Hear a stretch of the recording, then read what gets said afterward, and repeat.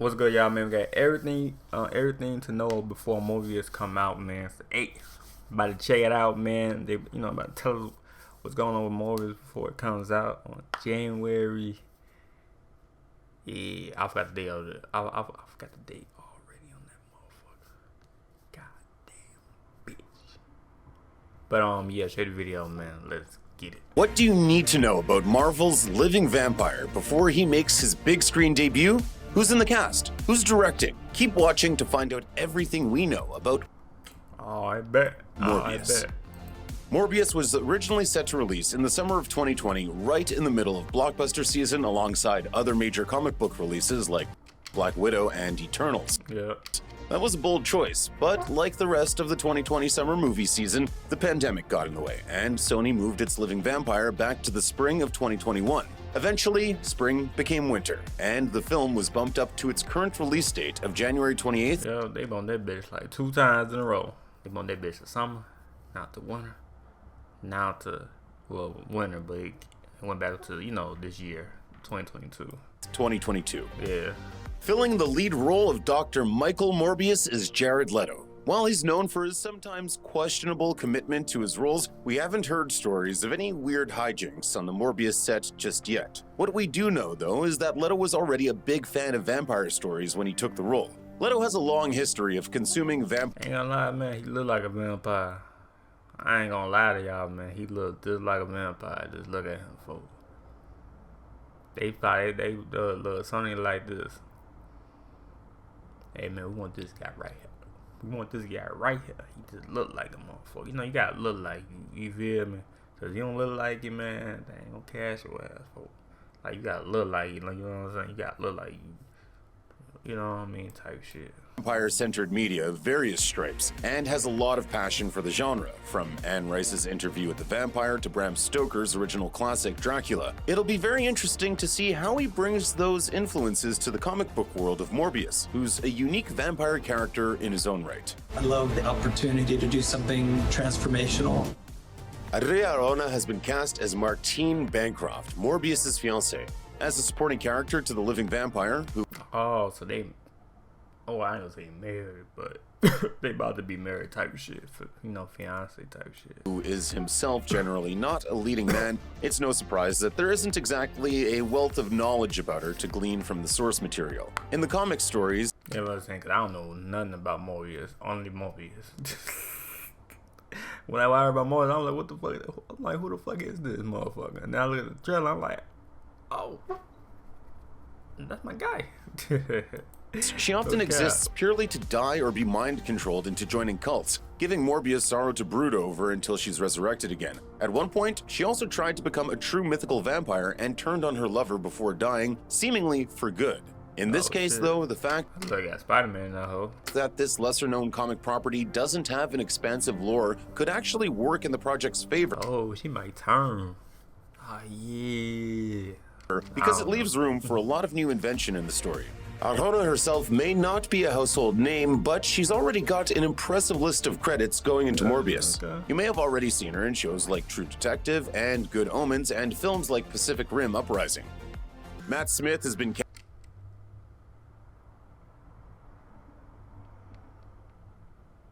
cast as the key villain of Morbius, his best friend turned enemy, Loxias Crown, who also suffers from the same blood disease as the living vampire. We don't know much about the motivations of this character played by the former Time Lord, but the he just look evil, I ain't gonna lie.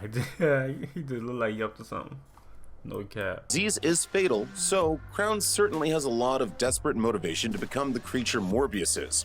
In the comics, Crown also goes by the villain name Hunger. The character has only appeared in a few comics, but he too is a pseudo-vampire created by capturing Morbius and experimenting on him to gain his powers. Loxias could possibly be a blend of this villain and Morbius's comics research assistant Emil Nikos. We'll have to wait and see how the comics and the films blend on this one. Yeah, because they gonna mix it up, but yeah, gotta wait.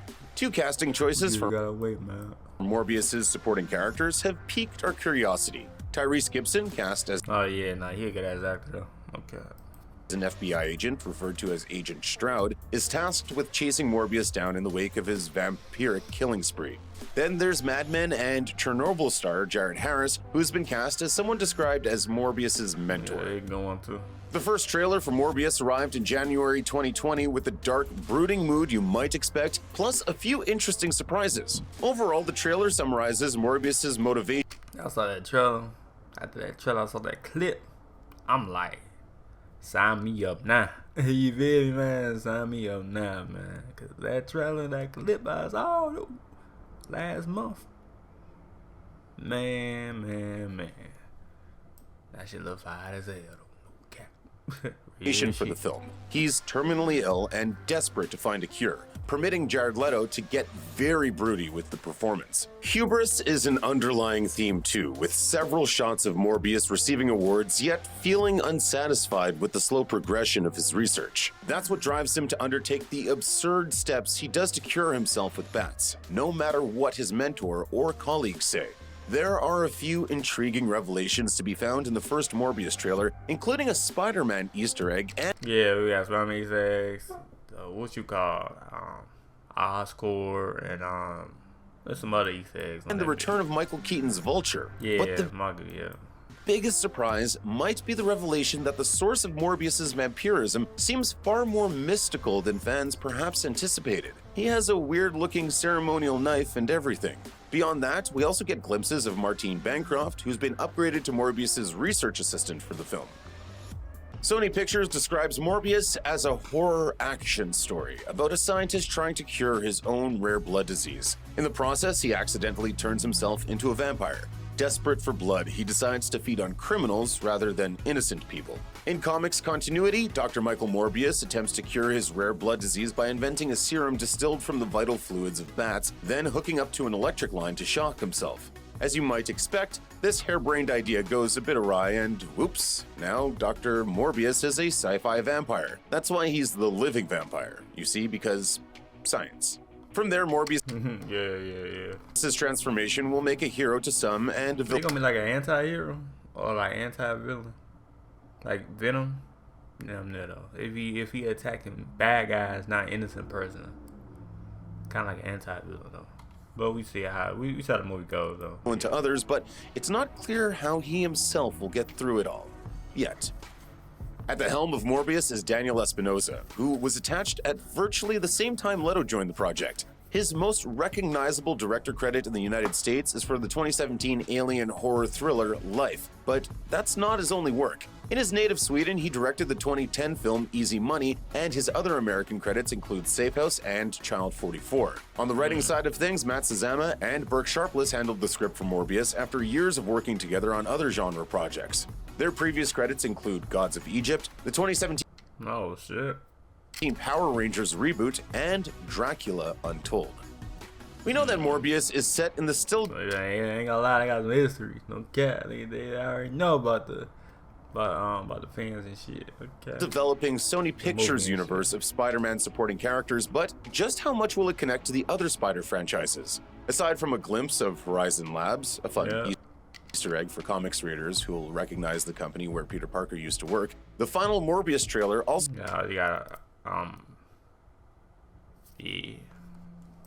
makes it clear that the title character very much shares a universe with Spidey. We have an Oscorp Oscorp, the people with somebody else made Spider-Man, because we ain't seen one in the MCU type of shit, you know what I mean? So. Affirming that Green Goblin Norman Osborn exists in this MCU adjacent corner of reality, and we also get another look at whatever's going down when Adrian Toomes, aka the Vulture, meets up with Morbius. Yeah, you talking about I'm gonna see you soon or some shit like.